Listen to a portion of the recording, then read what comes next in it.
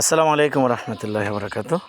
আপনারা দেখতে পাচ্ছেন যে একটা আম কিন্তু গাছ থেকে পড়েছে, মানে এটা অরিজিনাল গাছ পাকা আম, মানে পড়ে ফেটে গেছে আমটা, মানে যেই সাইডে পড়েছে ওই সাইডে আমটা ফেটে গেছে আর কি।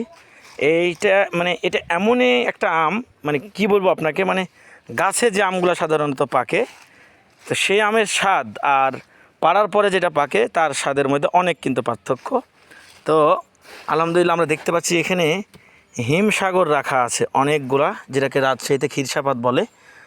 একদম মাশাআল্লাহ টকটকে, দেখতে সুন্দর। এই যে আপনারা দেখতে পাচ্ছেন আমের কালারটা দেখেন কি সুন্দর কালার, অনেক সুন্দর কালার, গাছ পাকা আম। এই যে আবারও নিয়ে আসা হচ্ছে আম, দেখতে পাচ্ছেন আম নিয়ে আসা হলো গাছ থেকে। এগুলো কিন্তু সব গাছ পাকা আম, ভেজালের কোনো কথা নাই।